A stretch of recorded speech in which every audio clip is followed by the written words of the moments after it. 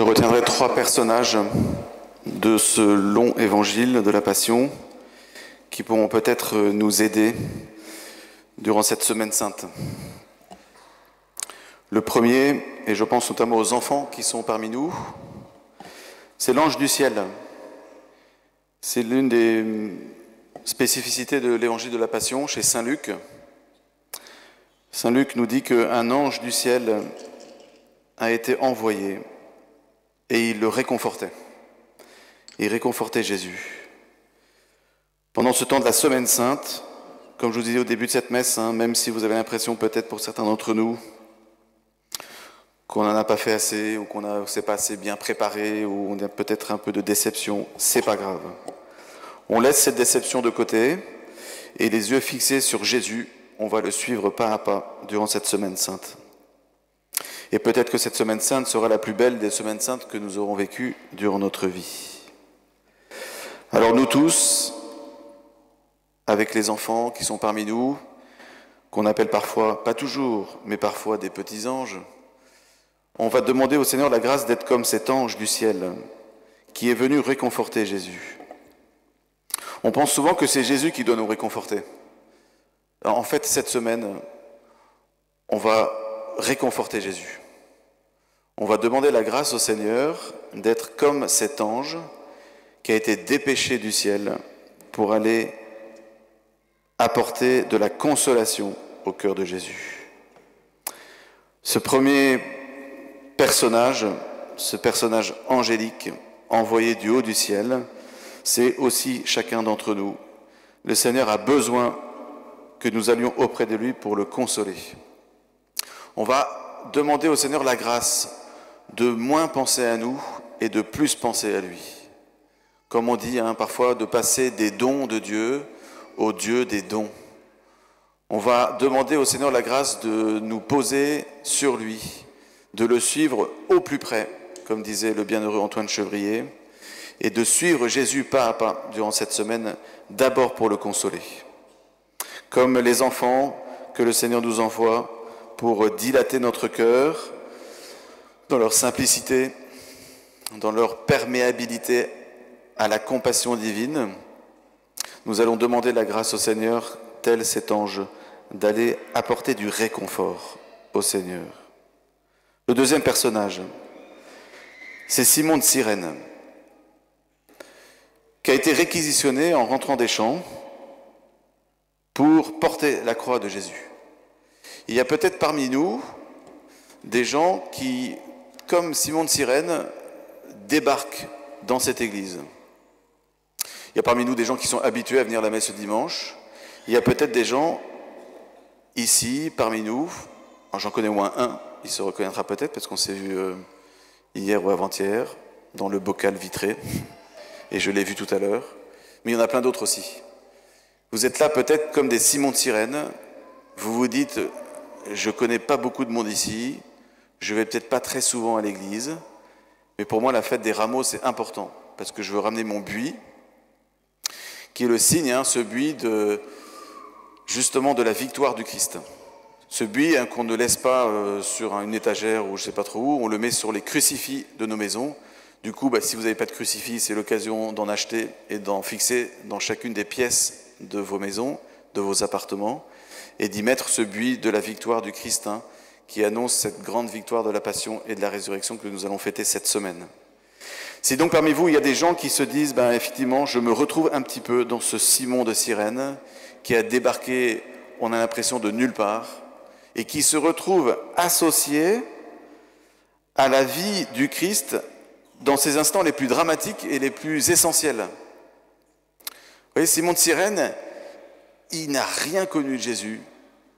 Le matin du vendredi saint, quand il s'est levé pour aller au champ, il ne s'imaginait pas que quelques heures plus tard, il se retrouverait à porter la croix du Sauveur du monde. Il y a donc parfois des irruptions de Dieu dans nos vies qui peuvent changer du tout au tout en quelques heures toute une existence.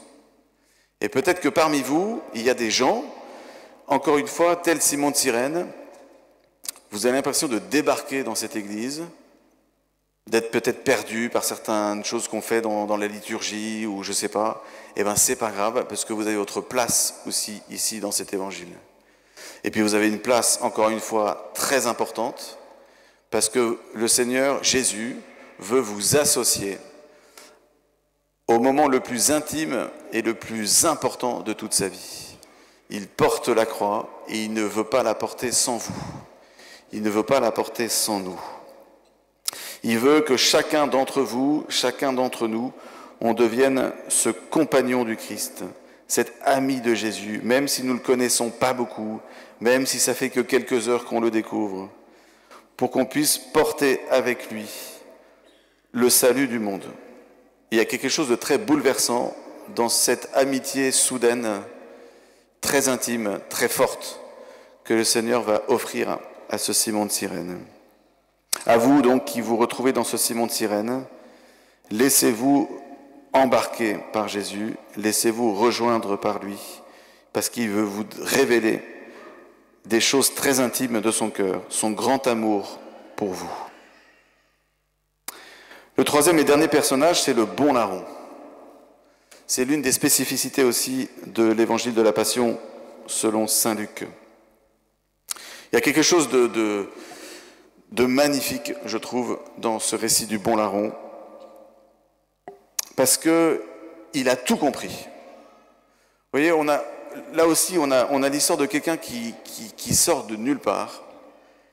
Il n'a pas choisi Jésus pendant très longtemps dans sa vie. Il ne l'a même pas suivi quasiment toute sa vie. Il se retrouve, sans trop comprendre pourquoi, crucifié avec Jésus. Il sait pourquoi il est crucifié, mais se retrouver à côté de Jésus, ce n'était pas prévu au programme. Il se retrouve plongé dans une sentence qu'il mérite et j'allais dire, transpercé par l'innocence de Jésus. Et donc on connaît cette histoire, hein, celui qu'on appelle le mauvais larron. En fait, on ne sait pas s'il est mauvais jusqu'au bout, hein. L'Évangile ne nous dit pas, mais bon, peut-être qu'il est resté mauvais larron jusqu'au bout. Espérons qu'il se soit converti comme l'autre larron. En tout cas, le mauvais larron critique, se moque de Jésus, hein. Si tu es le Christ, sauve-nous et sauve-toi toi-même avec nous. Il reprend d'ailleurs les paroles moqueuses des autres, des scribes et des docteurs de la loi, qui disent « Mais si tu es le Fils de Dieu, sauve-toi toi-même ». Et là, donc, le bon larron se retourne vers son compagnon d'infortune et lui dit « Mais nous méritons ce que nous subissons. Lui, il est juste, toi et moi, nous sommes injustes. » Il reprend son compagnon et il lui dit « Stop, tais-toi. Tu ne peux pas dire ça. Au moins, reconnais que ce que nous vivons, nous le méritons. » Vous voyez, il y a une démarche de ce qu'on appelle maintenant un examen de conscience, si vous voulez. Le bon larron reconnaît devant son autre frère pécheur qu'il est pécheur. Cette prière du bon larron, nous la faisons chaque jour à la messe, ou chaque dimanche en tout cas, quand nous disons « Je confesse à Dieu Tout-Puissant, je reconnais devant mes frères ». Quand vous dites la prière du « Je confesse à Dieu », pensez au bon larron que vous êtes. Parce que vous reconnaissez devant vos frères que vous êtes pécheurs. Et cette démarche, elle est nécessaire. Elle est même ce qui va ouvrir le cœur du larron. Et ensuite, dans cette deuxième étape, le larron va se tourner vers Jésus. Et là, il va lui dire cette prière qui est magnifique. « Un Seigneur, souviens-toi de moi quand tu entreras dans ton royaume. » Il ne demande même pas le salut. Il ne demande même pas une petite place.